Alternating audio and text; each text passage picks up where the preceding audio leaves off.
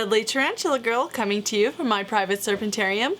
Tonight I'm going to bring you the long-awaited Pterinochilus chordatus Eggsack separation. Hope you guys like this. I want to give a few shout-outs. Long-awaited, first of all, to my homies, Alan Hicken, the Spider-Man, and John Sosiak, or John 3800. These guys have been YouTubing their tarantula adventures for some time, and I just want to give love and respect to those guys. They're really amazing. Keep on doing what you're doing. I just sent off boxes to Jason Lett and Ramiro Ayala in Bloomington and Twin Falls today, so fingers crossed, hope those boxes arrive safely. I pack the best that I can, so they should be arriving safe and sound. Also, Craig Green from West Sussex out of the UK asked for a shout out, and Mr. Jeffrey Brown from Pine Ridge. So hello to you gents. Now, let's get down to the deed. Now for separating these little chordatus babies, I have my incubation chamber, some cocoa fiber, containers, lids, spoon, paintbrush, water bottle, and I start off with my little containers and my lids.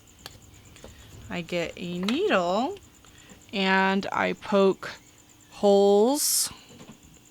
I like to poke from the inside and push out because sometimes it makes a little rough, I don't know what to call it, a little sharp area. You know, I don't know that anybody would ever poke their animal, but I like poking them from the inside out. So that's just a little thing that I do. All I need for this is the substrate, the spray bottle, and it's important to spray up on the wall of the enclosure and to make sure that your substrate is damper in one area and drier in another so that your animals can choose how wet or how dry they want to be. And some people argue that they don't know what's going on or they're not very smart, but they do have the instinct to go where it's damper when they need more moisture and drier when they need less moisture. And I've seen it happen. This is a relatively quick process. I like to set several up at once and then start transferring the animals from the incubation chamber to the enclosures. And you all have probably seen me do this plenty of times. You can see here I've got lots of little molts. These are the little first instar molts that are here. And I did put the egg sac in, and you can see it's starting to mold up, which is okay because they're being moved out of here. Doesn't look like that many slings, but there's actually quite a few hiding under this little rim here. So what I like to do is just put my spoon down, kind of chase somebody up onto the spoon, as you can see, pop the lid on, and then I will go back in one day and feed each of these slings. This one is still a first instar. You can tell it kind of looks like an egg with legs, except it has a separated cephalothorax, and this one is getting ready to molt. So I'm going to go ahead and leave this one in the incubation chamber so it can safely continue the molting process. I will only be moving out the second instar babies, and the feeding babies will be available for sale as soon as they start feeding, which will probably be by the time you see this video. So if you're interested in ordering one, just comment below or email me at deadlytarantulagirl@yahoo.com.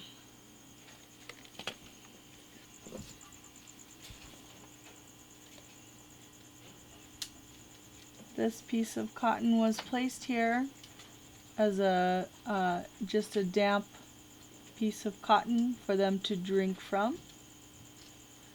So that's a good idea if you have animals that are way too small to drink from a water dish, but you're worried or actually dehydrate. And as soon as I moved it, there were several slings underneath there, just either absorbing or drinking that moisture.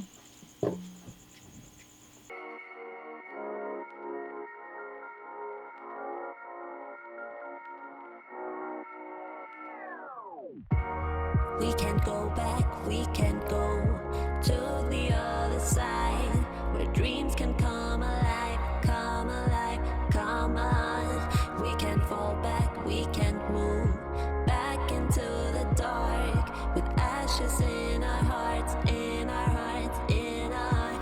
Hear our hearts, feel the willpower, hear our voices call.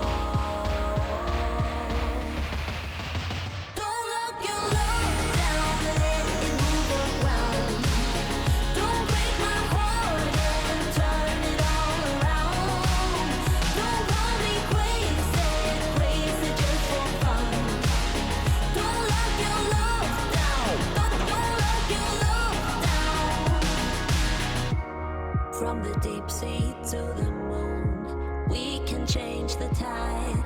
Tonight we come alive, come alive, come on. We can stand down, we can go back into the dark, with ashes in our hearts, in our hearts, in our. Hear our hearts, feel the willpower, hear our voices call.